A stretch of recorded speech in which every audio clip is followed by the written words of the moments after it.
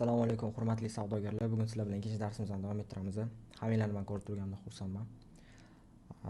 Bugun sizlar bilan kechagi mavzuyimizni, ya'ni brokerlarni tradingni baza qismini davomini boshlaymiz. Ya'ni bugun sizlar bilan brokerlarning asosiy daromadlari. Masalan, oldingi darsda brokerlarning daromadlari haqida sanab o'tdim, nimalarligini, lekin uni atida tushuntirmadim. U nima, undan savdo qilish to'g'rimi, noto'g'rimi, har taraflama.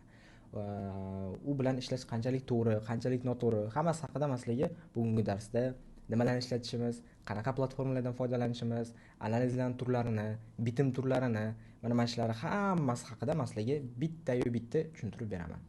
Demak, masalani ko'p kuttirmayman, qani davom etamiz.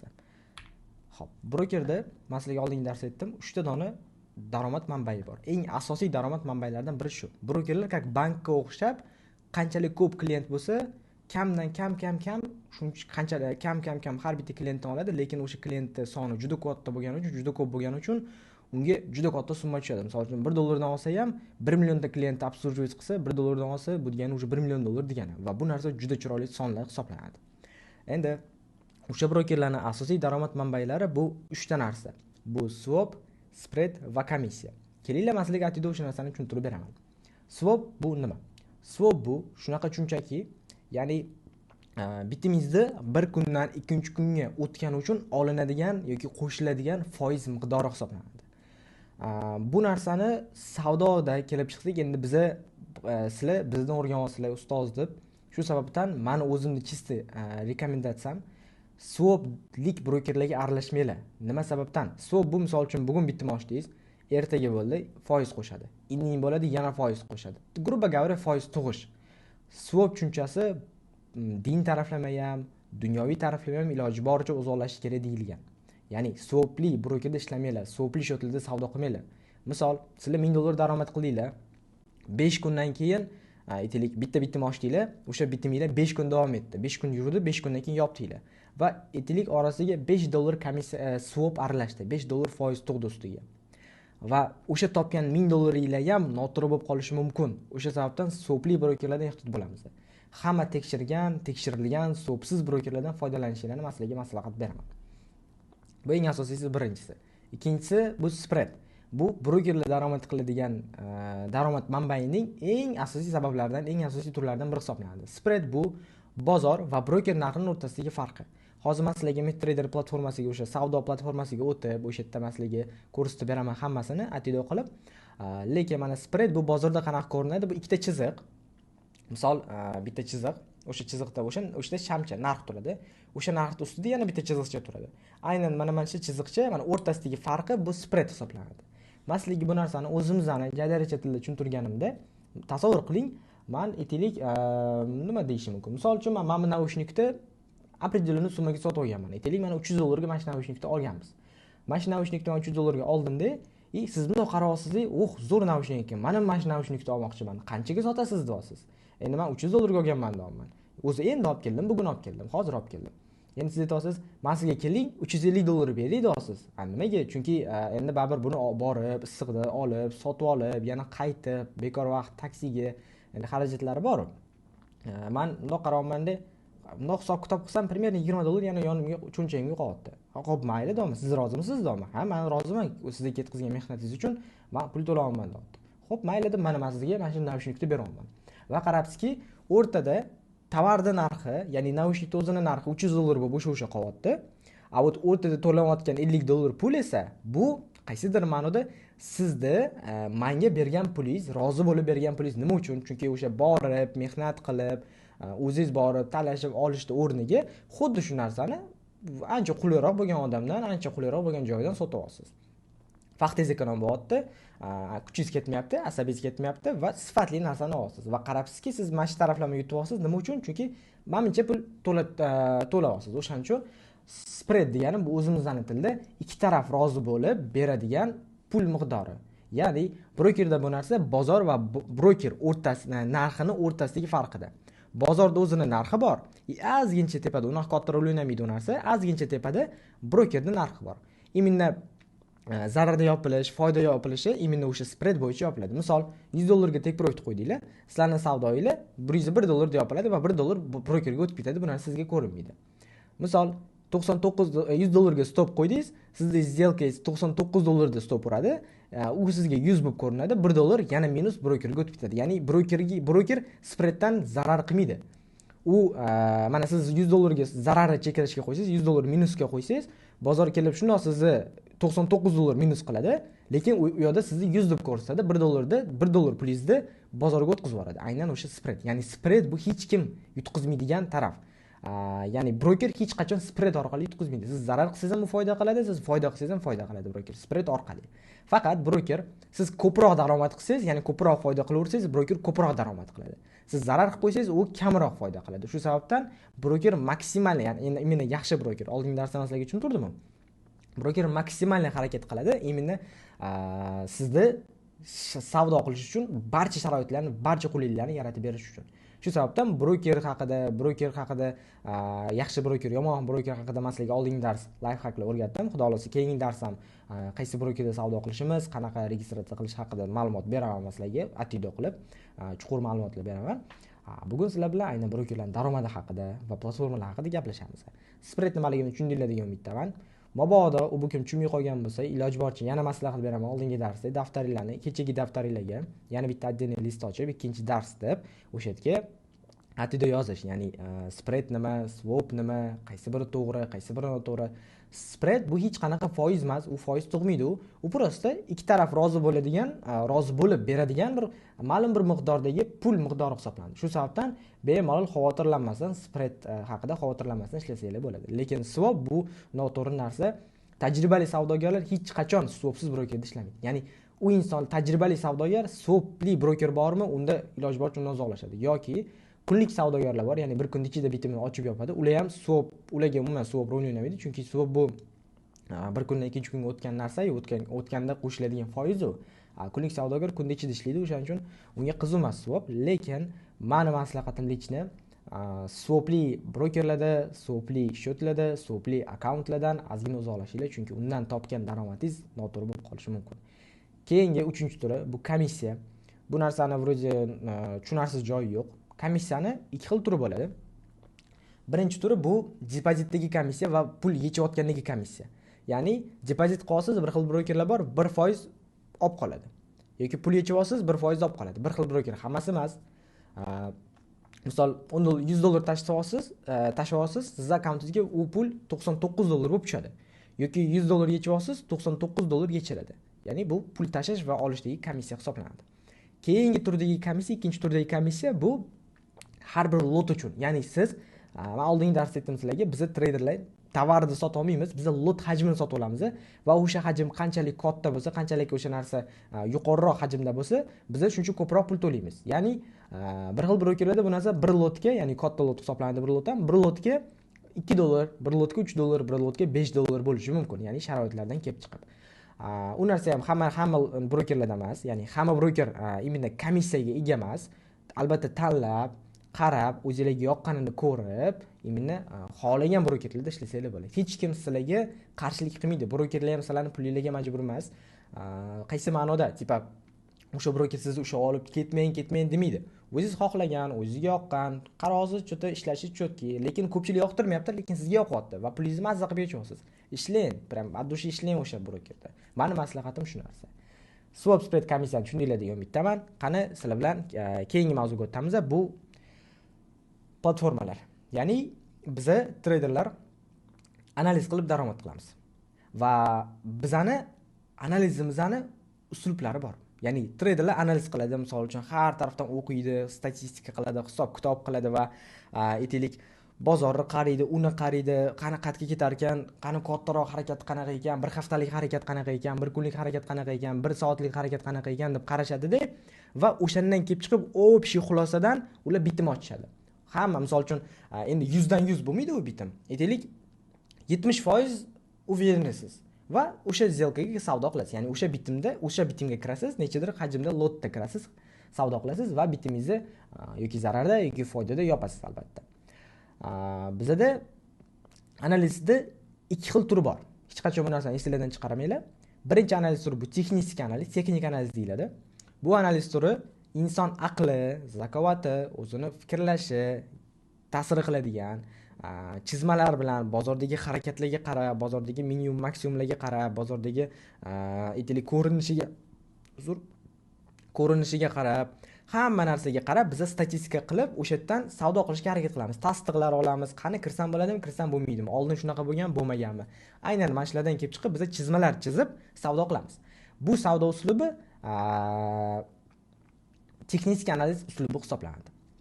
Va keyingi analiz turi bu fundamental analiz turi bu yengilliklar bilan ishlash. Eshitgan bo'lsangiz kerak, tradingda yengilliklar muhim rol o'ynaydi. Ya'ni butun dunyoda bo'layotgan o'sha moliyaviy har xil harakatlar, moliyaviy qanaqadir yengillik xabarlar, yaxshi xabarlar, yomon xabarlar bozorimizga ta'sir qiladi. Shu sababdan u narsaga biz qattiq qarashimiz kerak. Hozir men sekin-sekin o'sha haqida ham sizlarga tushuntirib o'taman. Ya'ni qaysi saytda ko'ramiz u narsani, qayerda ko'rganimiz qulayroq, qaysi biri yaxshiroq ko'rsatadi, qaysi biri sekinroq ko'rsatadi, qaysi biri tezroq ko'rsatadi. Hammasi haqida ma'lumot olamiz.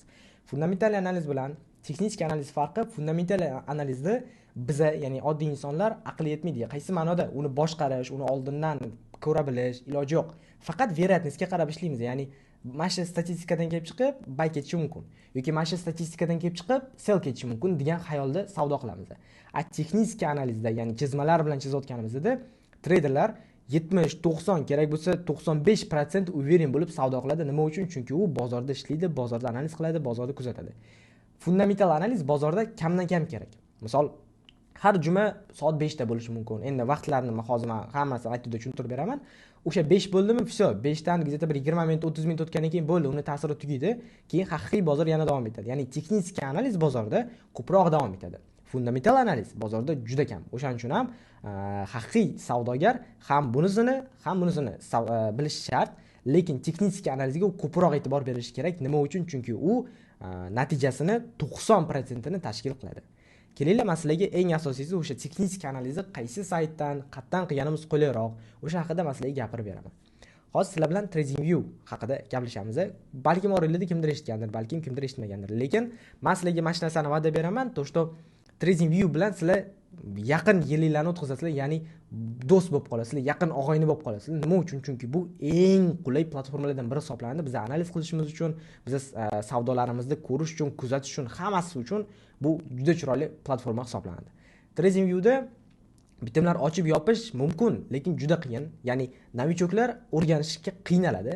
Shu sababdan TradingView bizga faqatgina va faqat statistika qilishga, o'zimizning bilimimizni tekshirishga, o'zimizni har taraflama sinab ko'rishga, bilimimizni texnik analiz qilishga, bozorni qayerga ketishini aniqlash uchun, bozor qayerda reaksiya olishlarini, qanaqa zonalar borligini, tochnishlarini hammasini ishlash uchun TradingView kerak. Nima uchun TradingView? Nima uchun imенно bu sayt? Chunki bu saytda butun dunyo foydalanadi bu sayt bilan, ya'ni butun dunyodagi treyderlar, balkim boshqa shaxslar foydalanar. Va bu sizlarga maksimalni kerakdan ham ko'proq darajada sizlarga informatsiya, kerakdan ham ko'proq darajada sizlarga instrument beradi, analiz qilish uchun, savdo qilish uchun, bozorda kuzatish uchun. O'shaning uchun ham TradingView bu har bitta treyderda yaqin og'aynisi hisoblanadi. Kelaylik, men sizlarga o'sha narsani ko'rsatib beraman. Birinchi o'rinda biz qiladigan ishimiz bu Google ga o'tib olib, ya'ni Google ga o'tib olamiz va Google da bizda tradingview.com, ya'ni tradingview.com. Xohlasangiz TradingViewni o'zini yozsanglar, u sirazi chiqib keladi. Mana enter qilasizlar. Mana chiqib keldi mana. Birinchi sayt. Ustiga bitta bosamiz. Bosgandan keyin qaranglar, mana bunaqa platforma chiqadi. Hozir hech kim bu bilan tanish emas, hech kim buni platforma nimaligini bilmaydi. Это нормально. Har bitta savdogar imенно shunaqa etapda o'tadi. Har bitta savdogar bunaqa etaplardan, har bitta savdogar imенно trade sohasida TradingViewda bilan tanishadi, boshqa narsa bilan tanishadi. Shu sababdan hozir bu narsa sizlarga notanish bo'lishi mumkin, no ertaga sizlar bu narsa bilan do'stlashib olganingizdan keyin mazza qilasizlar. To'g'risini aytaman sizlarga, TradingView sizlarga qaysidir ma'noda baxt olib kelib beradi desak ham bo'ladi. Qani, ketdi registratsiya qilishni, bu yerdagi life hacklarni men sizlarga o'rgataman. Birinchisi, bu eng asosiysi, bu yerdan biz registratsiya qilishimiz kerak. Registratsiya qilmasdan analiz qilgan bo'ladi, lekin u saqlanadigan qilmaydi, u narsa ertaga o'chib ketib qoladi yoki shuna Google dan shuna chiqib, udalist qilib yana boshidan Google ochsangiz o'chib ketib qoladi. Nima uchun? Chunki u saqlanadigan qilmaydi. O'shaning uchun biz nima qilamiz? Mana bu knopkaga bosamiz. Mabodo bu knopka chiqmagan bo'lsa, o'ng tarafda ham bor eslicha, ustiga bosamiz. Va bizda mana bitta mana YT ustiga bosasizlar и bizga mana registratsiya kerak. Akkauntinglar bo'lsa, kiringlar. Agar hali ochmagan bo'lsanglar, hali yangi bo'lsanglar, registratsiya qilasizlar. Men sizlarga registratsiya qilib ko'rsataman. Bizga nima kerak? Bizga mana email ustiga bosamiz. Xohlasanglar Google orqali, xohlasanglar email, xohlasanglar boshqa sposoblar ham bor. Mana Facebook, Twitter, Yahoo, Apple ID bo'yicha. Mana bitta LinkedIn bor. Menga hozir email qulayroq. Men bu yerda o'zim emailimni yozaman. Men imенно sizlar uchun yangi email ochib qo'yganman, чтобы ularga ko'rsatdi, qanaqa bo'ladi bu narsa deb. Aytgancha ozgina shamollaganman. E'tibor beringizlar, xudo xolasa, lekin shamollagan ko'rinishda bo'lsam ham men o'sha berilgan va'dani bajara olaman, ya'ni darsimizni kech bo'lsa ham yozamiz. Xo'p, email yozdim men. Bu yerga endi parol qo'yishimiz kerak. Parol qanaqa bo'ladi? Parol mana yozilgan pastda e'tibor beringlar. Minimum 12 ta znak. Birinchi harf katta bo'lishi kerak va raqam bo'lishi kerak ichida dot. Biz nima qilamiz? Bu yerda misol mana qo'yamiz. Mana men parol qo'yaman, e'tibor beringlar. Mana trading pastki chiziqcha 1 2 3 4 mana 5 mana. Ko'rasizlar? Mana buni qo'yib qol. Bizga yana nima qo'shishlik bo'ladi? Bitta sabachka qo'shishlik bo'ladi. Shunda bu adashmasam yashil bo'lishi kerak. Tak, yana bitta qo'shamiz mayli. Mana endi yashil bo'ldi, ko'rdinglar? Men hozir mana yani robot deb tasdiqlab yuboraman buni. Endi создать учетный запись. Buni ustiga bitta bosaman. Всё. Mana bu yerda menda akkauntga подтверждение keladi, ya'ni o'sha emailimga men telefonimdan kiraman-da. Hozir men sizlarga buni mana shu yerda вставить qilib bu narsani. Xo'p, men emailga kiraman va emailga kirganimdan keyin именно o'sha emailda menda hozir подтверждение kelgan bo'lishi kerak. Mana TradingView подтвердите ваш email ustiga bosaman. Активируйте профиль ustiga bitta bosaman va bravzer по умолчанию ustiga yana bitta bosaman. Tak, menda bu TradingView bu yerda menda telefonimda ulangan, lekin mana ko'rasizlar, SMS keldi, добро пожаловать на TradingView. Всё, bu yerda o'tdi. Endi bunda nima qilishimiz kerak? Biz bu yerda bitta загрузка qilamiz boshidan mana bittadan boshidan войти qilamiz. Войти qilamiz, email, bu yerga o'sha emailimizni yozamiz yana boshidan. Boshida birinchisi shunaqa qiyin bo'ladi, lekin keyinchalik o'rganib ketasizlar. Xo'p. Parol. Parol esinglarda. Trading pastki chiziqcha 1 2 3 4 5 ikkita sabachka. Запомнить qilish shart emas, войти qilamiz. Xo'p, biz mana bu kapchadan o'tishimiz kerak. Mana войти qilamiz. Xudo xolasa mana akkauntimiz ochildi. Men ikkalasini xohlasanglar bosmasanglar bo'ladi, bu kerak emas bu, lekin men buni bosishinglar kerak. Ya'ni pastdagisini. Dalya qilamiz. Tak, men hozir mana bitta zapis o'chirmadim. Yoki o'chdim ekan. 1 daqiqa shuni zapis. Bo'ldi. Endi bu yerda podpiskasidek kerak emas. Hozirgi vaziyatda sizlarga hech qanaqa podpiska kerak emas. Hozir tekin bo'lgan variantidan foydalansanglar bo'ladi. Endi bu vaziyatda bizga nima kerak? Biz produktiga e'tibor beringlar. Mana produktga o'tamiz va super grafikka o'tamiz. Ustiga bitta bossanglar, avtomatik bu sizlarni grafikka перекинуть qiladi. Ya'ni TradingView'da grafik variantiga o'tkazib yuboradi. Endi mana bu yerda bu hammada shunaqa platforma bo'ladi. Biz bu yerda настройка qilib olishimiz kerak. Nimalarni настройка qilishimiz kerak? Bizga mana bu okno umuman kerak emas. Ya'ni bu okno sizlarga вообще kerak emas. Bularni mana buni bemalol unda pastga tushirib qo'ysanglar bo'ladi yoki agar xohlasanglar, просто mana bilan unda o'chirib qo'ysanglar bo'ladi. Bu narsa sizlarga вообще muhim rol umuman o'ynamaydi. Bular qaysidir ma'noda kerak emas, buni o'ylab qarasangiz mana. Xo'p. Endi unda pastga tushirib qo'yamiz, eslicha, xohlasanglar o'chirib qo'ysanglar ham bo'ladi. Demak, bizga endi kerak bo'ladigan narsa bu nima? Kerak bo'ladigan narsa bu mana bu o'ng tarafdagi narsa. Bular paralar. Bizga mana bular Rossiyani narsalari yoki mana bular вообще kerak emas. Bulardan sekin unda o'chirib qo'ysanglar ham bo'ladi. Mana aksiyalarga ham Sber, Gazprom, Lukoil bular hech qaysi kerak emas. Bularda savdo qilmaymiz biz. Bularni ham o'chiramiz. Xo'p, endi future o'tamiz. Mana bular ham bizga unaqa rol o'ynamaydi. Bularni ham o'chirib chiqamiz. Bizda qolyapti mana 100 rubl. Endi 100 rubl parasiga o'tsak, e'tibor beringlar, bu grafik ozgina yaxshi, lekin juda sekin harakatlanadi. Shu sababdan meni maslahatim buni ham o'chirib qo'yaveringlar. Hozirgi vaziyatda bizda mana yevro rublni ham o'chiramiz, yevro USD, GBP USD bor. Hop, kriptovalyutalarni ham o'chirib chiqsanglar bo'ladi. Bu sizlarga kerak emas. Endi nima qilishimiz kerak? Plus ustiga bosamiz. Va plus ustiga bosganimizda mana bu yerda hamma para kelib chiqadi. Bizga kerakli para bu mana bu forex yo'nalishidagi istochnikda e'tibor beringlar. Men sizlarga maslahat beraman, o'zi o'nda yoki forex.com degan broker bor. Bu broker, eslicha, o'sha bozorda to'g'ri, aniq ko'rsatib beradigan broker hisoblanadi. Men hozir bu yerda forex.com degan, mana bu forex.com degan brokerdan foydalanaman. Forex.com ustiga bosamiz. va bu yerda mana yevro USD ni qo'shib chiqamiz, GBP USD ni qo'shamiz, USD GBP. Bu hamma pul birliklari eslichi. Bilasizlar bularni, ko'pchiliklar taniysizlar bu narsalarni. Hammasini qo'shib chiqsanglar bo'ladi. Va bo'ldi, men o'zimga yetarli darajada qo'shdim. Endi biz yana o'sha nastroykalarga qaytamiz. Ya'ni men buni X qildim, ko'rdinglar. Forexdan F'ga o'tdim-da. Men bitta how USD deb yozaman. Bu tilla. Ko'pchiliklar trade'ga tilla deb qiziqasizlar. Mana bu tilla. Meni maslahatim sizlarga tillani 2 xil yoki 3 xil variantini qo'shib olinglar. Bu Ondani, bu Forex.com'ni va bu xohlasanglar mana buni qo'shinglar. Xohlasanglar pastda yana bitta broker bor, mana Easy Markets degan, o'shani qo'shinglar. Meni maslahatim 2 donasi yetadi. Bu nima uchun kerak? Nima uchun ikkita tillarni qo'shdik? Qolgani hammasi valyuta. Chunki ikkita tillarni qo'shganimiz sababi har xil broker har xil ko'rsatishi mumkin. Ozgina kech qolib, ozgina o'tib ketib ko'rsatishi mumkin. O'zingizlarning analizingizda kamchilik bo'lmasligi uchun, o'zingizlar savdo qilayotganingizda muammolar bo'lmasligi uchun maslahat beraman oldindan ikkita parada tekshirishga. Men o'zimda lishniy profilimda 4 ta tilla bor. Ya'ni 4 ta tillada men vaziyatni ko'rib chiqaman savdo qilishimdan oldin. Vaziyatni deganda har bittasini analiz qilib chiqmayman. Prosta qani o'xshashmi, o'xshashmasmi? Men buni yechgan, men buni yechmaganman degan niyatda hammasini ko'rib chiqaman. Bu tajribali insondan sizlarga maslahat, life hack degan bo'ladi. Endi e'tibor beringlar, mana tillarning ustiga men bitta bosaman, o'sha grafikka o'tadi. Grafikimiz mana bunaqa ko'rinishda. Bu grafik novichoklar uchun grafik hisoblanadi. Meni maslahatim hozirdan sizlar bu sohada zo'r opti bor bo'lib ko'rinmoqchimisizlar va shunga yarasha o'smoqchimisizlar? Maslahatim nastroyka qilishimiz kerak. Qanaqa qilib nastroyka qilinadi? Biz ekranda любой joyga olib borib, mushkani o'ng tarafini bosamiz va mana nastroyka degan joyi bor. Ustiga bitta bosamiz. Xo'p, e'tibor beringlar, mana bu shamchani rangi. O'zingizlarga xohlagan ranglarni qo'yib olsanglar bo'ladi. Xohlasanglar ko'tarilish shamchasini ko'k qilib olasizlar. Xohlasanglar yashil qilinglar, menga qiziq emas.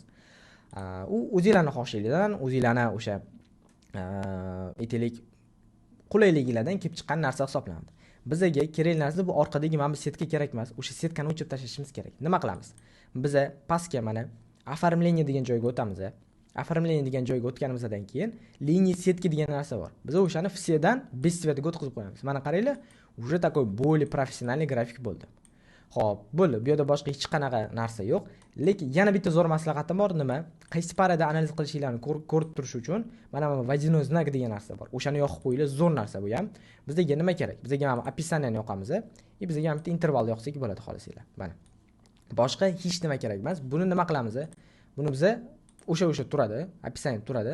Faqat mana bu narsasini ozgina prozrачностini kamaytirib qo'yish kerak. Nima uchun yordam beradi bu narsa? Chunki mana maslahatim mana intervalni o'chirib qo'yasizlar и tiker yonar ekan. Uzr. Tikerni yoqamiz, interval o'chiq bo'ladi, описание simulyatsiya rынка. Bo'ldi. Bu narsa oldindan ko'rsatib beradi, qaysi parada ishlayotganimni bu avtomatik mana bu o'zgarmaydigan водяной знак hisoblanadi. Bu zo'r life hack novichoklar uchun. Keyingisi prekressiya hammasi joyida tursa bo'ladi. Bu yerda boshqa hech nima qiladigan ishimiz yo'q. Endi mana tepadagi o'tkir, max, minimum, zakritsiya bu sizlarga hozirgi vaziyatda kerak emas. Uni o'chirish uchun biz mishkani xuddi shunaqa o'ng tarafiga bosamiz. Biz bu yerda mana значение изменения barani o'chiramiz. Keyingisi mana значение grafikani o'chiramiz. Всё. Mana juda chiroyli bo'lgan, sifatli bo'lgan grafik bizda paydo bo'ldi. Endi biza keyingi narsa qo'shib chiqadigan narsamiz bu chap tarafdagi manba D degan joy. Ustiga bitta bosamiz va mana bitta ko'rasizlar mana 1 tik, 1 sekund, 1 minut bizga kerak bo'ladigan narsa bu mana buni zvezdochkani qo'yib qo'yamiz. Mana yulduzchani bosamiz. 4 soatlik yulduzchani bosamiz. Tak. E'tibor beringlar. Hozir bir daqiqa. Xo'p, 1 soatlik zvezdochkani bosamiz va 5 daqiqalik zvezdochkani bosamiz. Bo'ldi. Mana bizda mana bunaqa okno paydo bo'ldi. Bu narsa bizga nima yordam beradi? Bu narsa bizga grafikda chuqurroq ko'rishimizga yoki kattaroq yoki ichkarida ko'rishimizga yordam beradi. Ya'ni qancha time frame katta bo'lsa, ya'ni bu time frame deyiladi eslichi. Mana bu kunlik time frame qancha time frame katta bo'lsa, har bitta shamchi kunlik azincha chiqadi. Ya'ni bu bizga hozir mana 1 da, bu bir den, bir kunlik time frame da har bitta shamcha bir kun davomida harakatlanadi. Bu shamcha bir kun davomida harakatlangan. Bu shamcha bir kun davomida harakatlangan. Ya'ni bozor tilla kun davomida mana Mametdan Mametgacha tushib bergan. E'tibor beringlar. Bu yerda ham xuddi shunaqa logika. Endi agar men hozir 4 soatlik o'tkazsam, har bitta shamcha 4 soatlik. E'tibor beringlar, grafik prosta kattaroqda bo'ldi. Boshqa hech qanaqa narsa yo'q. Narxlar o'zgarmayapti, para o'zgarib ketmayapti. O'zgarayotgan narsa narx ozgina kattaroqda. Shu bizga ko'proq ma'lumot, ko'proq informatsiya berish uchun. Endi bu yerda ham bitta narsaga e'tibor beramiz, ya'ni har bitta shamcha 4 soatdan. 4 soat, 4 soat, 4 soat, 4 soat, 4 soat, 4 soat. Va nechta 4 soatlikni qo'shsak biza bir kunlik time frame kelib chiqadi. Albatta to'g'ri o'sha narsa, ya'ni 6 ta. 6 ta 4 soatlik time frame ni qo'shsanglar, 1 kunlik time frame dagi bitta dona shamcha kelib chiqadi. Shu sababdan meni maslahatim sizlarga time framelarni imенно mana shu time framelardan foydalaninglar. Ja pastga tushib ketmanglar, ja kattalashib ham ketmanglar. 1 kunlik, 4 soatlik, 1 soatlik, 15 minutlik va 5 minutlik. Bu time framelar sizlarga eng ideal, boshlanishiga eng ideal time frame hisoblanadi. Xo'p, keyingi masala bu bu yerda hech qanaqa narsamiz qolmadi. Instrumentlar. Biz nimadan foydalanishimiz kerak? Qaranglar, chap tarafda sizlarga kerak bo'lgan hamma instrument bor. Biz bu yerda xuddi mana bunaqa qilib o'zimizga qulay bo'lish uchun biz qaysidir ma'noda ekranga qo'shib olamiz. Ya'ni izbreniga qo'shib olamiz. Biz chap tarafdan mana liniya trenddagi звездочка bosamiz. Pastroqqa tushamiz. Bu yerda hech qanaqa kerakli narsa yo'q boshqa. Bitta pastga tushamiz. Mana shu yerda biz mana korreksiya va Fibonacci bor. Shunga ham biz звездочкani bosib qo'yamiz. Xo'p, keyingisi yana pastroqqa tushamiz. Xohlasanglar mana korobka ganani ham yoqib qo'ysanglar bo'ladi. Yana pastroqqa tushamiz. Mana bu pozitsiya eng muhim narsa hisoblanadi. Bu ikkalasini ham звездочка qilib qo'yamiz. Bu bizga trading view dagi bitim ochishda instrument hisoblanadi. Как будто biz bitim ochayotgandek bo'lamiz agar bu narsani qo'ysak. Bu o'zingizlarning tajribalarni oshirish uchun, o'zingizlarning statistikalarni, biliminglarni oshirish uchun, biliminglarni zo'r yoki yomonligini tekshirish uchun kerak bo'ladigan narsa hisoblanadi. Keyinchalik masalaga har xil life-hacklar o'rgataman bu narsa bo'yicha. Keyingisi, mana bitta o'tamiz. Kistni ham xohlasanglar qo'shib qo'ysanglar bo'ladi. Bizga eng asosiysi prямоугольник kerak, mana bu ломаный liniya ham turaversin. Bo'ldi. Mana bu eng asosiy instrumentlarni mana bu bitta qo'shdik. Mabodo sizlarda bu narsa yo'qolib qolgan bo'lsa, mana bu bitta pastda burchakda звездочка bor. O'sha звездочкаning ustiga bitta bosasizlar, yana bu narsa paydo bo'ladi. Endi bu nimaga kerak? Bu grafikka chizish uchun. Mana kistni bossam, grafikda xohlagan joyga bemalol chiza olaman. E'tibor beringlar. Rangini o'zgartirish mana bu bittan. Hamma narsasi bor bu yerda. Ustiga bosasizlar, mana men qora qilmoqchiman. Mana qora bo'ldi. Bemalol. Qalinligini ham o'zgartirish mumkin. Qalin bo'ldi. Mana bu ingichka bo'ldi. Men endi ingichkani yoqtiraman. Mana bu ingichka bo'lib taka ko'zga yaxshi ta'sir qiladi. Mana. Endi bizga nima kerak? Bizga eng kerakli narsa, e'tibor beringlar. Hammasini bunda chizib tashladim. Qanaqa qilib men grafika hozir tozalay olaman desanglar, tozalashning ikki xil yo'li bor. Birinchisi bu oson, ikkinchisi bu ozgina qiyinroq, lekin klaviaturadan life hack, klavish bilan. Bu Ctrl klavishini bosib turamiz, mishkani chap taraf, mana bu chap tarafini bosib, unda mana ko'k ekran tortamiz. Va bizda mana bunaqa narsa paydo bo'ladi. E'tibor beringlar, mana bunaqa. Ustiga bitta bosinglar, hammasi o'chib ketadi. Mabodo adashib o'chirib qo'ygan narsalarni orqaga qaytarish uchun yana bitta zo'r klavish bu Ctrl Z. Ctrl Z ni bitta bosasizlar, o'chirib yuborgan narsalar, bilmasdan o'chirib yuborgan narsalar yana orqaga qaytadi. Mabodo yana eski holatga qaytarmoqchi bo'lsangiz, Ctrl Y, ya'ni Ctrl Y rogatkali Y bor-ku, o'shaning ustiga bitta bossanglar, yana o'sha joyga qaytadi. Endi bu narsalarni общий o'chirish uchunchi, ya'ni mametlarga chizib tashlagan bo'lsak, hammasini mana shunaqa to'g'ri bijak qilib o'tiravermaysiz-ku. Общий qilish uchun grafikda любой joyga, свободный shamchalarning ustiga emas, mana bu shamchalar deyiladi. O'rtasiga, o'sha ochiq joyga mishkani o'ng tarafini bosasiz, yana удалить 8 obyektov. O'shaning ustiga bitta bossangiz, hammasi o'chadi. Bu sizlarga life hacklardan biri hisoblanadi. Xo'p, endi biza mana bu yerda mana chiziqcha tortish. Misol uchun mana bu maksimum bu balandlikka mana shu shamchaga biz chiziq tortmoqchimiz. Mana shu chiziqni eng uchidan tortishimiz uchun biz Ctrl ustiga shamchani tepasiga olib boramiz. Ctrl bitta bosdik, mana o'zi e'tibor beringlar, ko'ryapmiz sizlarga, o'zi chaqirib oladi mana. Ctrl bosib turib mishkani chap tarafini bosamiz, liniya qo'yildi. Endi liniyani tortamiz.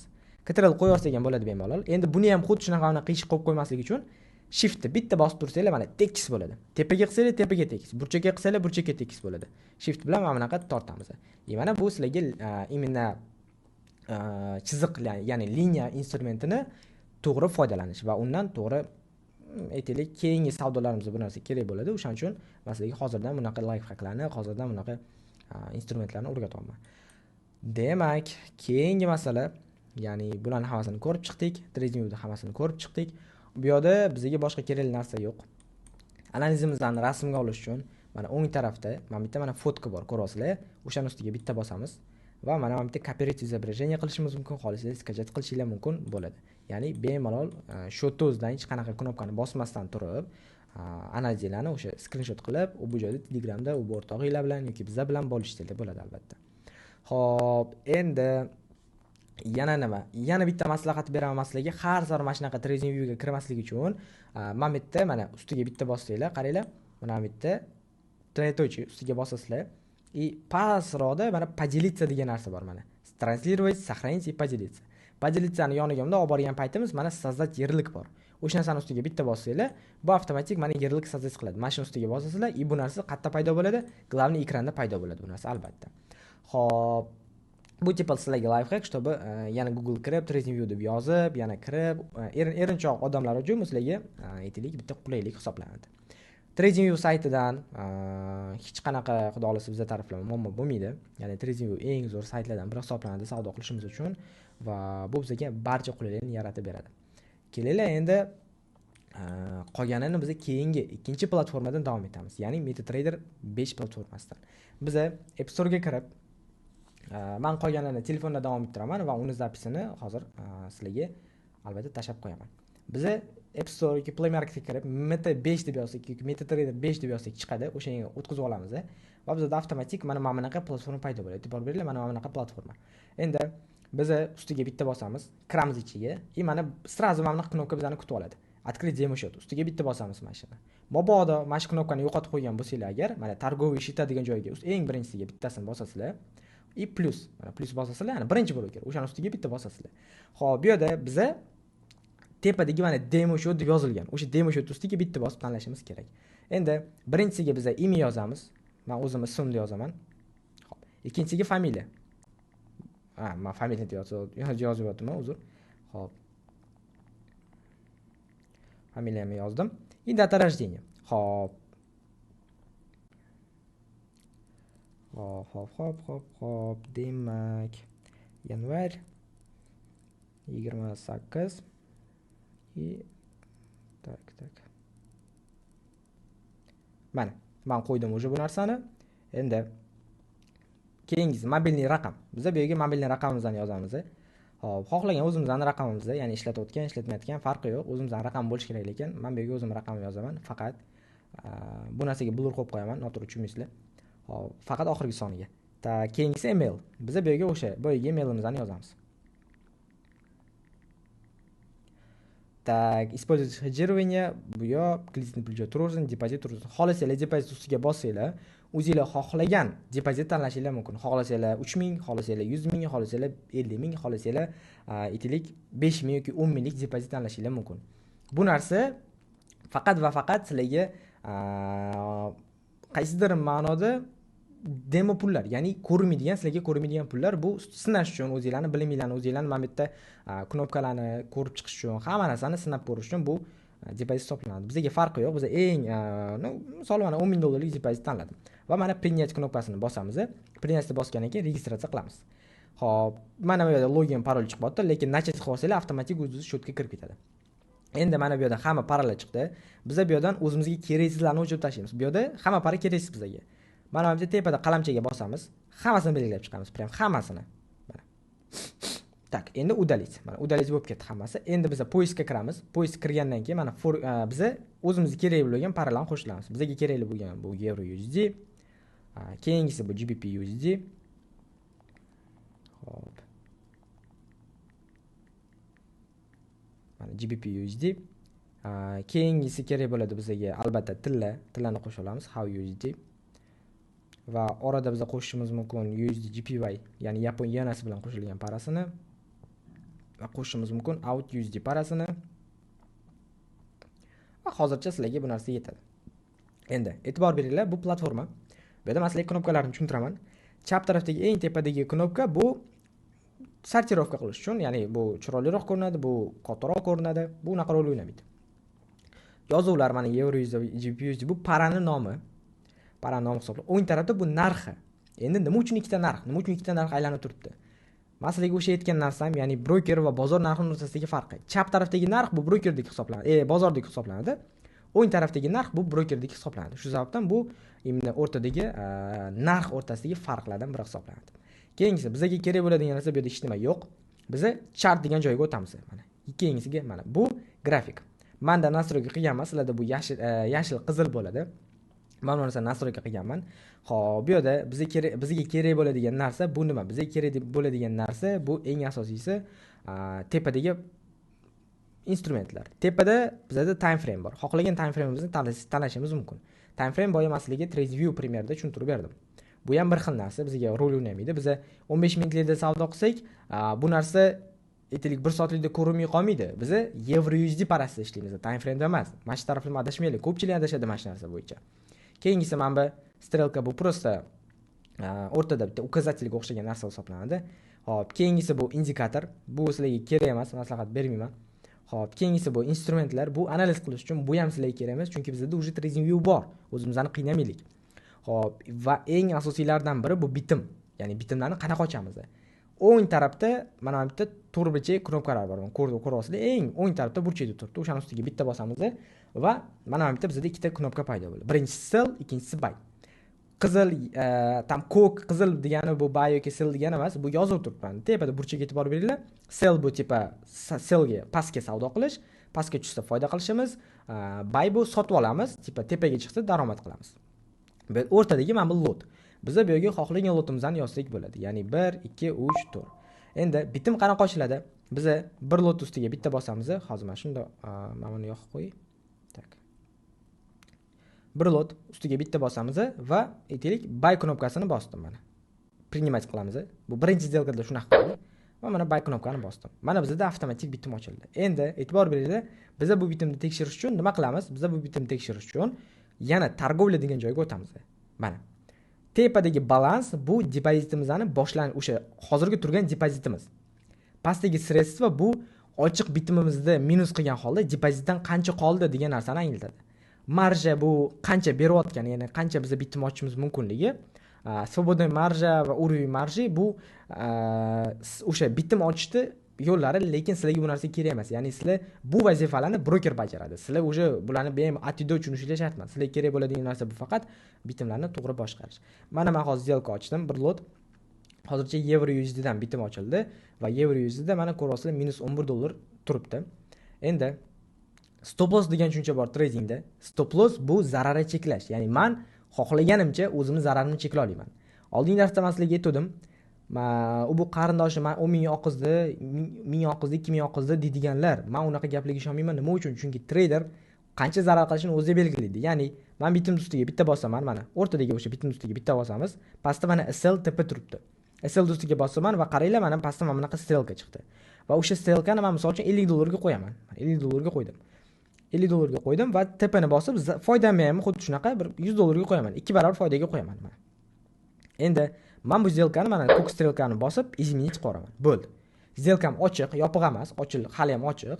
Просто men shu narxda kelib ursam mabodo, mana shu chiziqda kelib ursa, menda bitimim $50 minusda yopiladi. Mabodo men buni kelib ursa, $100 foydada yopiladi. Ya'ni men uxlab qolgan bo'lsam ham, ishda bo'lsam ham, dam olgan bo'lsam ham, boshqa joyda bo'lsam, internetim ishlamasa ham, Wi-Fi ham o'chib qolgan bo'lsa ham, bunda zararimizni yoki foydamizni mana shunaqa yopib beradi. Shu sababdan xavotirlanmasdan bemalol smelo bosinglar.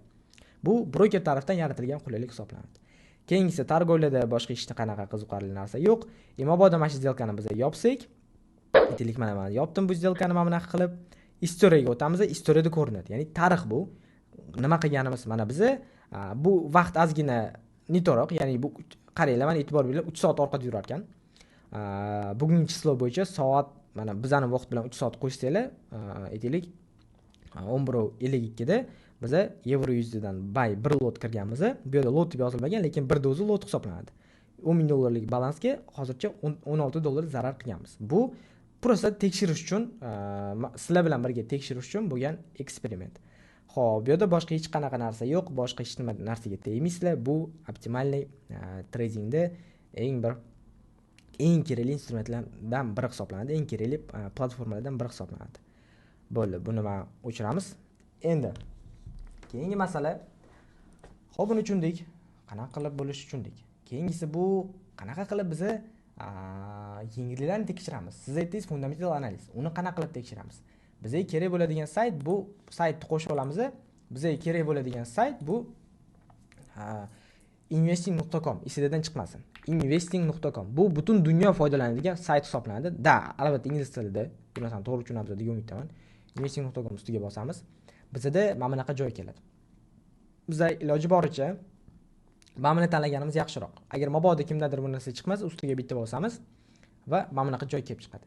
Bizga kerak bo'ladigan joy mana tepada mana ekonomik kalendar turibdi, ko'rasizlar, ustiga bitta bosamiz. Va bizani bozor mana bunaqa joyga olib boradi. Bu qaysidir ma'noda обновление bo'lgan ekan. Biz bu yerda настройка qilib olishimiz kerak. Nimani? Tekushi vaqt shunaqa turibdi. Ya'ni +5. O'zbekistonda vaqti +5.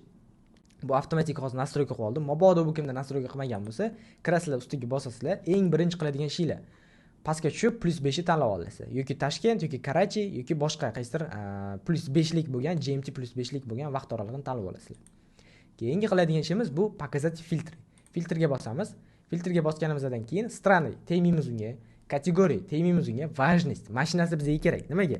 Chunki tradingda hamma yengilligi ham bozorga ta'sir qilmaydi. Bizga eng kuchlilari kerak. Biza любойni ustiga bosib, mana bu высокая degan 3 ta yulduzlikni galочкасini bosib qo'yamiz. Mana все. Va skrit filtri. Mana bizda eng asosiy yengilliklar paydo bo'ldi. E'tibor beringlar, bu yerda parasi yozilgan, ya'ni USD. Endi tilla USD bormi tillada, mana dollar bormi? Demak, bunga ham ta'sir qiladi endi bu yengilligimiz. Xo'p. Bu yengilligimizning mana bu yerda nomi ko'rinadi, mana bu yerda важныйлigi, bu yerda prognoz, bu yerda hamma statistikasi, hammasi bu yerda ko'rinadi. Hop, bu bugun uchun mana kecha qanaqa yengillik bo'lganini ko'rsak bo'ladi, qaysi parada, ertaga qanaqa yengillik bo'lishini ko'rsak bo'ladi. Mana ertaga bozor yopiq bilasizlar, shanba yakshanba kun dam olamiz, dushanbadan jumagacha ishlaydi. Bu hafta qanaqa bo'lganini ko'rishimiz mumkin, keyingi hafta qanaqa yengilliklar bo'lishini ko'rishimiz mumkin. Oldindan mana aytaylik, dushanba kuni mana Yaponiya yenasida dень совершеннолетия bo'lar ekan. Yaponiyada o'shaning uchun Yaponiya yenasi dam olar ekan, ishlamas ekan. Bu narsani biz mana oldindan ko'ramiz. Mana hali 3 kun vaqtimiz, 3 kun bor. Bu kun kelishiga, lekin biz oldindan mana ko'ramiz. Bu sizlarga ancha qulay bo'lgan platformalardan biri hisoblanadi. Demak, mana tushuncham bo'yicha kerakli ma'lumotlarni men sizlarga berdim. Xudo xolasa yana darslarimizda davom etamiz. Bugun qisqagina, lekin juda ma'lumotli, juda kerakli darslar bo'ldi. Ko'pchilik xato qiladi, ko'pchilik adashadi, ko'pchilik aynan mana shu darsda noto'g'ri o'rganib qo'yib yoki mana shu darsda boshqa qanaqadir tajribasiz insonni o'rganib qo'yib, o'zini sohada vaqtini olib qo'yadi. Meni maslahatim, hozirdan sizlar yo'linglarni to'g'ri qilinglar va iloji boricha har bitta informatsiyani, har bitta ma'lumotni yozib olishinglarni maslahat beraman. Mabodo tushunmay qolgan ma'lumotinglar bo'lsa, albatta daftarlarga yozib, o'sha savolni xohlagan joylardan qidirsanglar bo'ladi. Hozir zamonaviy zamonaviy zamonda yashayapmiz, zamonaviy zamonda yashayapmiz va hozir bemalol internetda xohlagan informatsiyalarni, xohlagan ma'lumotlarni topishingiz mumkin. Rost yoki yolg'onligini. Demak, masalani ko'p kutirmayman, sog' bo'linglar, charchamanglar. Kuningiz yaxshi o'tsin. Xudo xolasa 3-darsda ko'rishguncha.